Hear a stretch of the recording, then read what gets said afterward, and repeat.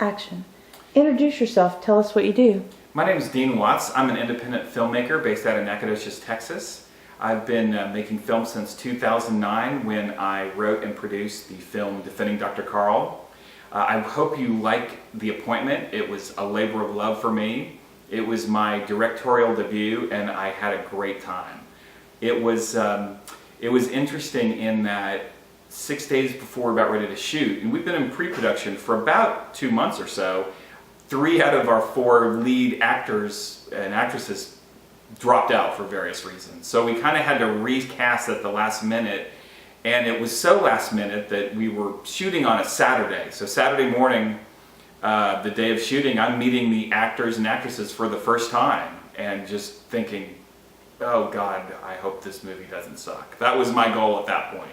You know, I had all these visions and dreams in pre-production, and we got down to the wire and I'm like, please let this pull it off. Let's pull this off. And they did. They did a great job. So would you say directing was more challenging than you expected? It was very challenging. What helped me was that I had a great director of photography in Ira Shiflett. He really knew what he was doing. He was an artist. He really did all the heavy lifting, so to speak, in this film. And it wouldn't have been anywhere near as good if I didn't have Ira as the director of photography. One interesting thing, or several interesting things about this project, we shot in an old an old jail. It actually was the Angelina County Jail for years and years and years and years. So when you see this film and you look at the jail, it's not a set, it's a real jail. We were always kind of worried that we'd get locked in and they wouldn't have the key because it was so old. But there was a guy who worked there, Nick Gardner, who was a jailer and works for Angelina County. He was so helpful and did such a great job, we actually cast him as the jailer. So as you see in The Appointment, he's walking the lead, J.T. Hearn, who's the attorney, through the jail. He's dressed authentically and acts authentically because he's a real jailer. And Nick was a great addition to our project. Really happy that he was able to be in that film. You've also completed another short film recently, Waiting for a No. Is that your most recent project? It is. Waiting for a No. I had a great time doing that. I wasn't quite so uptight as I was for The Appointment because I kind of had a better understanding of what I was doing. Ira was with me on that project as well. We shot that in September of last year. We shot it in one day, basically one location. One of the things about that is that we had a lot of extras in that film.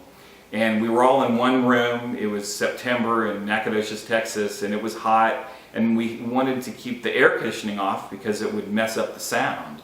So they showed up at about 8 o'clock in the morning, and we didn't really stop. They weren't let go until about 2 o'clock in the afternoon. So after 6 hours in that room with very little air conditioning, they were, my direction to them was, okay, you want to look bored, and you want to look hot, and you want to look like you want to leave. And after 6 hours in that room with no air conditioning, they weren't acting. They were bored, they were hot, they really wanted to leave. But they did a great job. Ira was with me on that project as well. He did a wonderful job as usual. Brad Mall was the judge. He nailed it. J.T. Hearn did a great job, as did Peyton Paulette. Peyton had been the sound mixer on The Appointment, and I really had never seen him act before. And he just, when he got on the set of Waiting for a No, he just came alive. He did a wonderful job. So I had a lot of fun with Waiting for a No. Waiting for a No right now is kind of going through the festival circuit, and I have high hopes for that. You can see that on IMDb under Waiting for a No, or you can pull up my name as well, but real happy with that. What are your goals as a writer and a filmmaker? My goals at this point in my career is I want to have the most fun of any screenwriter or filmmaker out there. This business can be really tough. It's demanding. You have highs and lows, and